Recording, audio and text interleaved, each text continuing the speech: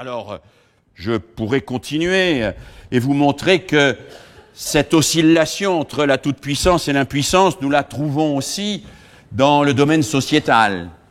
Je suis très frappé quand on parle des adolescents ou des jeunes, d'une manière plus générale, dans les médias, de la manière dont on en parle, en oscillant perpétuellement entre l'image du jeune comme victime et l'image du jeune comme coupable.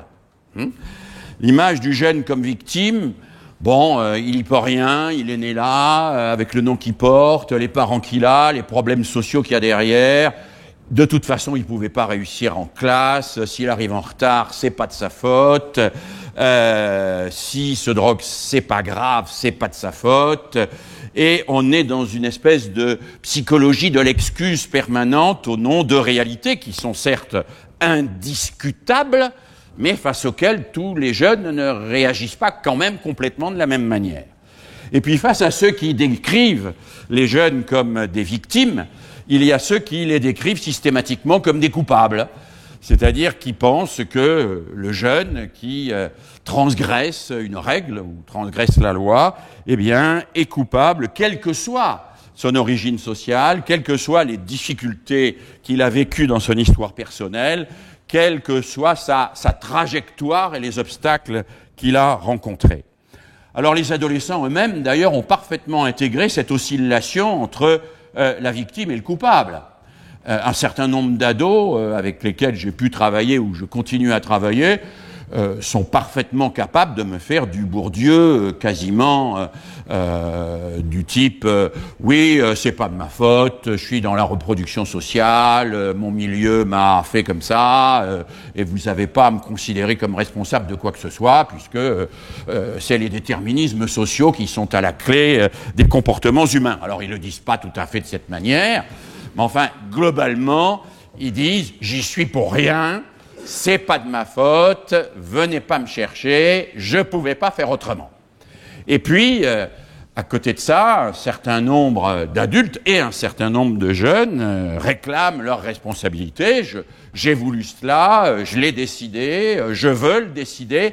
Et parfois même, nous connaissons un certain nombre d'enfants, d'adolescents, de jeunes adultes qui, comme ils sont dans des situations où ils échouent à peu près systématiquement, décident à un moment de décider d'échouer. Parce que c'est quand même moins humiliant de décider d'échouer que d'échouer parce qu'on ne peut pas réussir. L'élève qui travaille 3 heures tous les soirs chez lui pour avoir 4 de moyenne, c'est très humiliant. L'élève qui dit « l'école, j'en ai rien à foutre et je les emmerde », et je vais rien foutre parce que mon échec, je le revendique et je vais le faire jusqu'au bout. Et s'il y a une chose que je réussis, c'est mon échec. Alors cet élève-là, il revendique sa responsabilité. Et il bascule dans une espèce d'impuissance dans laquelle il était, dans une espèce de toute-puissance qui parfois l'amène à des comportements complètement transgressifs, parfois l'amène à des comportements suicidaires même. Soit suicidaires par la violence à l'égard de lui ou par la violence à l'égard de l'autre, soit par des comportements que vous connaissez, d'addiction, de scarification, etc., qui sont des comportements qui sont une forme de retournement de l'impuissance sociale en revendication de son propre échec comme étant sa seule manière d'exister. Comme si, d'une certaine manière, ces jeunes se suicidaient pour se prouver qu'ils existaient. Ce qui est le cas d'un certain nombre de ces jeunes. Et entre les jeunes victimes et les jeunes coupables, il est parfois difficile de trouver dans les médias quelque chose qui évoque la formation à ce qu'on pourrait appeler la responsabilité. Parce que entre le tout victimaire et le tout coupable, il y a le responsable. Je ne suis pas responsable de tout, mais il y a des choses dont je suis responsable dans ce que je fais. Et l'éducation, c'est la capacité que nous avons d'aider un jeune à comprendre ce dont il est responsable, ce dont il peut être responsable, parce qu'il est en mesure d'agir dessus, qu'il a la liberté et la volonté nécessaires, et de distinguer ce dont il est responsable de ce dont il n'est pas responsable, et qui, effectivement, échappe à son pouvoir. C'est une vieille question, c'est la question de l'imputation. Une question théologique qui date de saint Thomas d'Aquin. À quel moment on peut imputer à quelqu'un ses propres actes et à quel moment cette personne peut s'imputer ses propres actes. C'est une question de philosophie morale aussi, qu'on trouve traitée pendant tout le XVIIIe et tout le XIXe siècle sous le nom de formation de la volonté. Formation de la volonté, c'est-à-dire formation de ce que je peux revendiquer comme venant réellement de moi, parce que ça ne m'est pas imposé par là d'où je viens, parce que ça n'est pas la résultante de forces sur lesquelles je n'ai pas pouvoir, parce que c'est quelque chose que j'ai décidé, que j'ai fait, et dont j'assume réellement la responsabilité, et je l'assume avec l'adulte qui m'a aidé à l'assumer et qui a fait alliance avec moi pour assumer cette responsabilité. Eh bien, il m'a semblé que dans plusieurs des communications d'aujourd'hui, il y avait une voie possible entre le jeune victime et le jeune coupable, une voie de responsabilisation, une voie qui lui permet d'assumer ce qu'il peut avec l'alliance de l'adulte qui l'accompagne et qui construit des dispositifs pour cela. Cette problématique du jeune entre l'impuissance et la toute-puissance est aussi, et ça a été évoqué au moins à 3 reprises dans la journée, une problématique que j'appellerais politique au sens large du terme, pas politicienne, hein. C'est la question du rapport à la loi. Alors, on a parlé plusieurs fois du rapport à la loi, on aurait pu consacrer d'ailleurs la quasi-totalité de la journée à cette question, et même plusieurs journées, c'est une question compliquée. On pourrait confronter différentes théories là-dessus, hein. Vous en avez évoqué plusieurs. J'en ai mis une comme hypothèse, mais c'est une hypothèse, c'est objet de débat, hein, c'est pas une réponse, c'est un objet de débat. La loi, c'est ce qui ne peut pas se discuter parce que c'est ce qui permet de discuter les règles. Voilà. Par exemple, l'interdit de la violence est une loi, je ne peux pas débattre de cette loi parce que c'est cette loi qui me permet de discuter de ce qui n'est pas la loi, c'est-à-dire les règles, hein. C'est la raison pour laquelle, chez Lévi-Strauss, l'interdit de l'inceste est une loi. C'est une loi parce que sans cette loi, il n'y a même pas de société, puisque chaque famille s'isole des autres et la société ne peut pas se construire. La loi, c'est l'interdit. Elle assume son caractère d'interdit.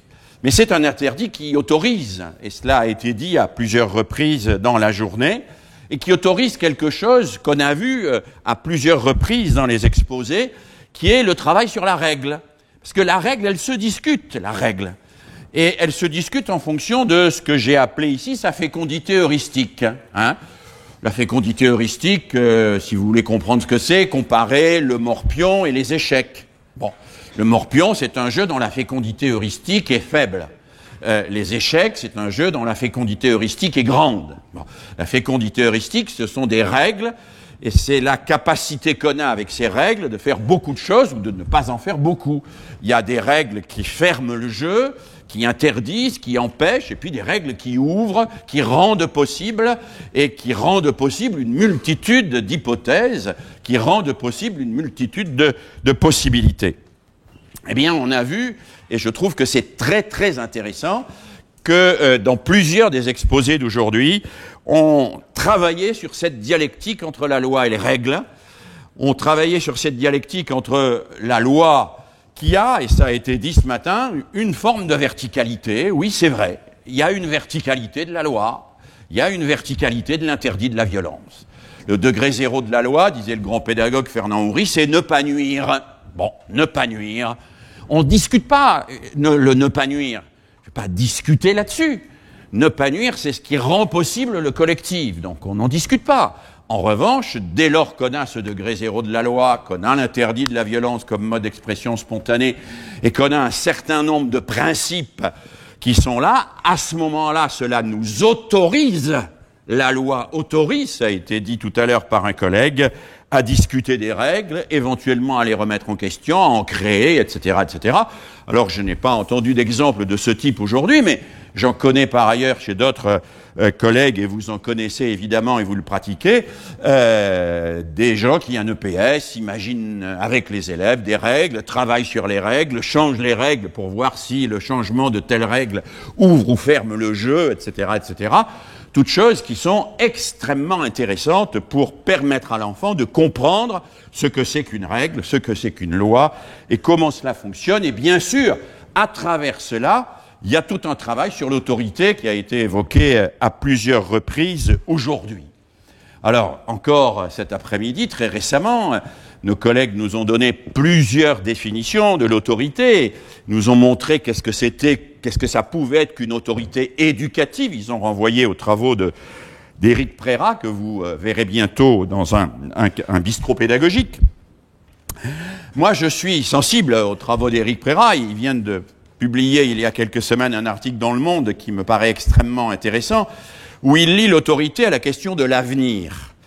Et il reprend ainsi une thématique qui avait été développée il y a très longtemps par Aristote, plus récemment par Myriam Revaud-Dallon, en disant l'autorité, c'est celui qui accepte de frustrer à un moment parce qu'il incarne une promesse plus importante que la frustration du moment pour l'avenir. Et Myriam Revaud-Dallon explique celui qui n'a pas d'autorité, c'est celui qui n'incarne pas l'avenir. Quand il n'y a pas d'avenir, il n'y a pas d'autorité parce que on ne sait pas au nom de quoi on peut dire à quelqu'un de renoncer à un plaisir immédiat si ce n'est pas au nom d'un avenir qui est porteur de plus de satisfaction que ce plaisir-là. Et je crois que ce rapport au temps, qui a été aussi un point fort de la journée, ce rapport à l'avenir, c'est quelque chose d'assez important en éducation physique. Je pense même que c'est un des atouts majeurs de l'éducation physique comme discipline dans le rapport entre l'effort et la joie.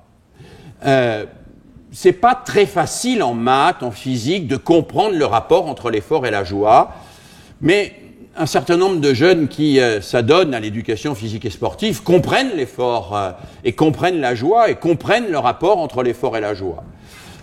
Et comprennent que ce ne sont pas deux choses contradictoires.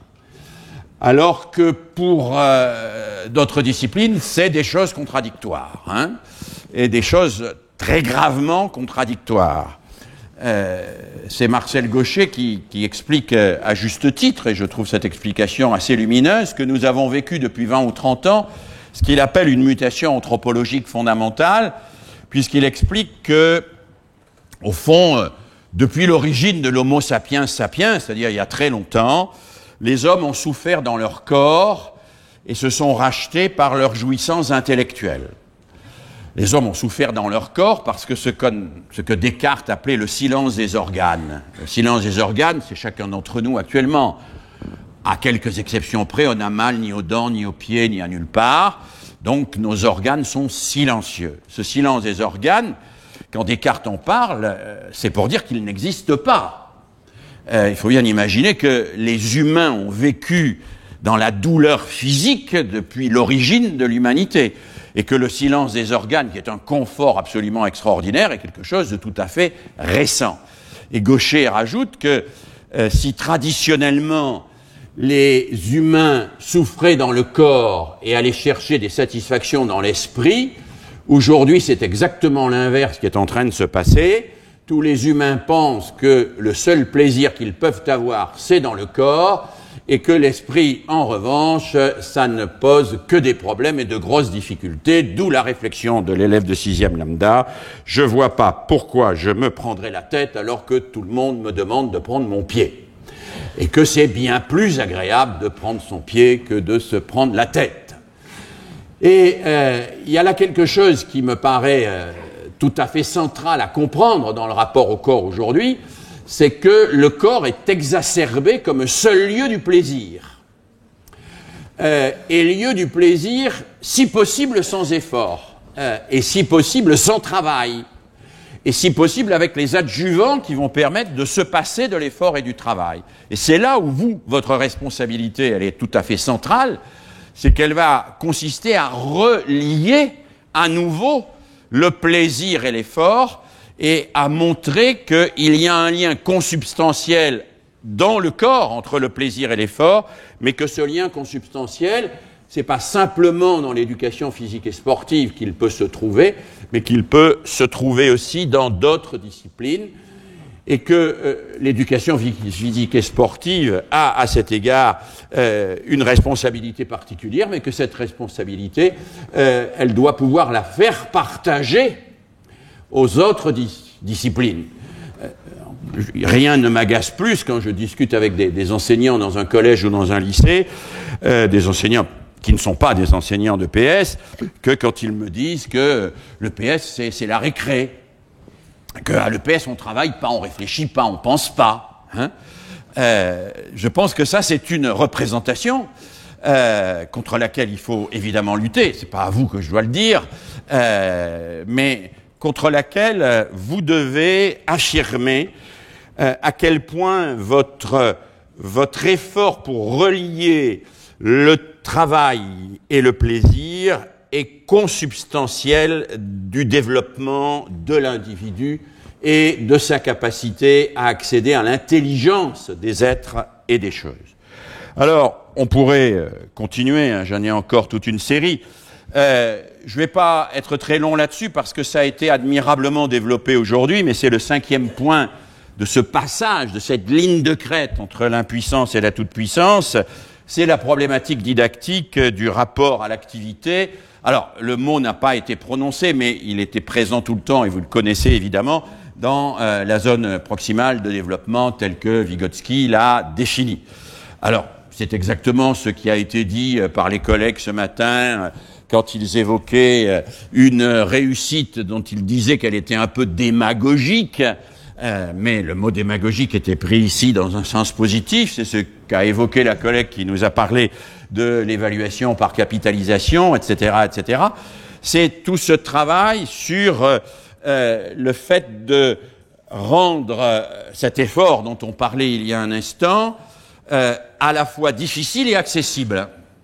Se trouver dans cette zone où faire ce qu'on vous demande de faire est difficile, mais faire ce qu'on vous demande de faire est accessible néanmoins. Et ce rapport entre le difficile et l'accessible, c'est ce qui permet de progresser et ce qui engage toute forme de réussite. Ça nous a été montré plusieurs fois aujourd'hui. Celui qui est trop difficile, évidemment, il crée cette contrainte qui, dès ce matin, nous a été décrite comme un facteur d'échec et d'enquistement dans l'échec. Celui qui met la barre trop bas, c'est un abandon de l'exigence, ça a été dit, c'est un reniement de l'exigence, ça a été dit aussi à plusieurs reprises. Mais pensez que l'ajustement à la zone proximale de développement, c'est-à-dire à ce que le sujet peut faire avec moi avant de pouvoir le faire tout seul, qui est difficile mais accessible, que cet ajustement relève d'une mécanique, ça c'est une erreur. Cet ajustement, il relève de notre jugement pédagogique et il relève de notre capacité de travail au quotidien avec chacun de nos élèves. Et c'est ce travail qui nous amène, et on en a vu de très beaux exemples, à construire des contraintes, mais des contraintes qui permettent de progresser et dont l'enfant, dont l'élève va voir que c'est la contrainte qui permet de progresser. Il y a une confusion aujourd'hui qui se développe beaucoup dans tout un courant, un peu ce que j'ai appelé dans mes écrits récents, les hyperpédagogues, vous savez, cette espèce de courant qui pense que dans les écoles démocratiques, dites démocratiques par exemple, il suffit de laisser les enfants libres de faire ce qu'ils veulent et qu'ils s'épanouiront comme des fleurs, sans absolument aucune contrainte ni rien. Un courant qui confond la liberté et la spontanéité.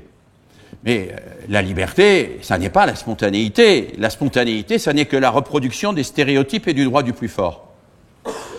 Si je veux créer, construire de la liberté, il faut que je place des contraintes, mais des contraintes fécondes, c'est-à-dire des contraintes qui vont permettre à l'élève de progresser, de découvrir qu'il progresse. Il y a deux types de contraintes, vous le savez bien dans l'enseignement, et en éducation physique en particulier.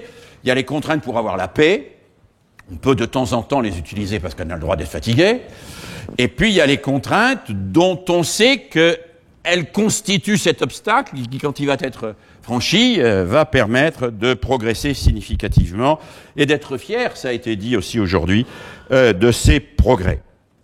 Et puis, je vais terminer cette exploration du paradoxe de l'impuissance et de la toute-puissance du côté de l'élève en évoquant une problématique qui a été évoquée une fois aujourd'hui. qui est la problématique que j'appellerais du commencement, la problématique philosophique du commencement. C'est une vieille problématique. On la trouve chez Aristote dans un texte célèbre, l'Éthique à Nicomaque. Aristote dit comment peut-on apprendre à jouer de la cithare? La cithare, c'était de la guitare, hein, si ce n'est en jouant de la cithare.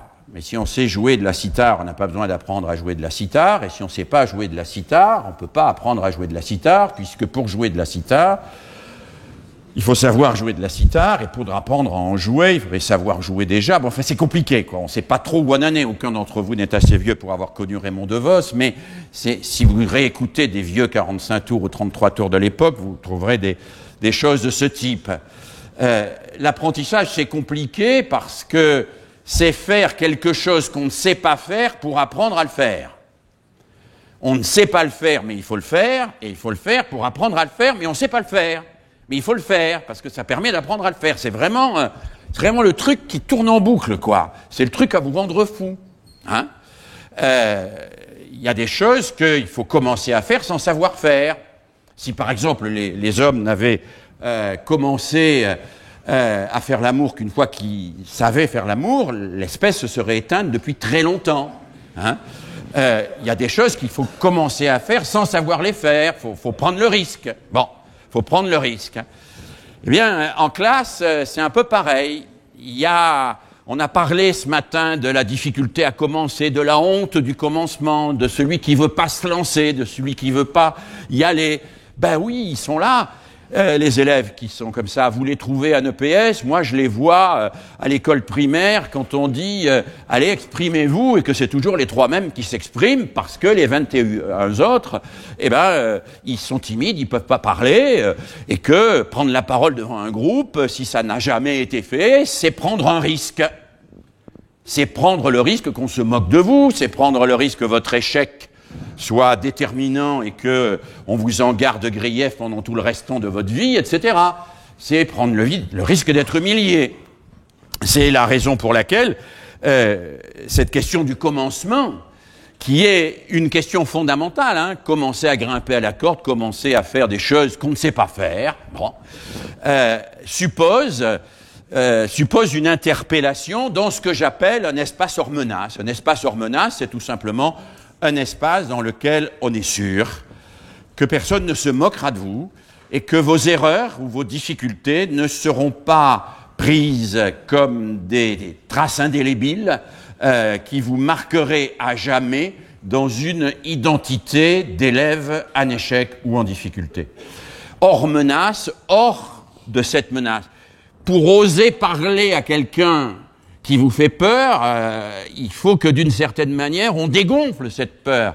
Il faut que les menaces, que vous osiez faire quelque chose en disant bon, « je peux me tromper, je peux me casser la gueule, ça peut tout capoter, c'est pas grave ».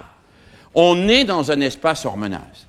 Ce que le moniteur d'auto-école sait faire quasiment naturellement, il a la double commande, vous me direz. Mais bon, malheureusement, beaucoup d'enseignants, pas en éducation physique, mais ailleurs, là c'est la minute de démagogie, ne savent pas nécessairement faire.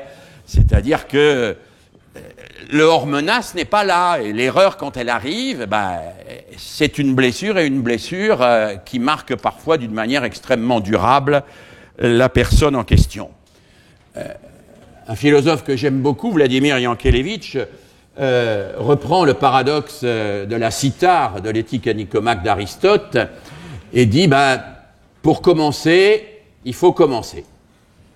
Parce qu'on n'apprend pas à commencer, parce que sinon, il faudrait commencer à apprendre à commencer, et on n'en sortirait pas.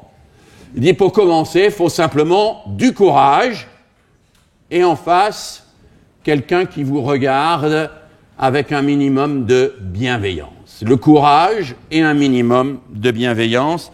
Nous voyons là que pour se lancer, c'est pas si facile que ça.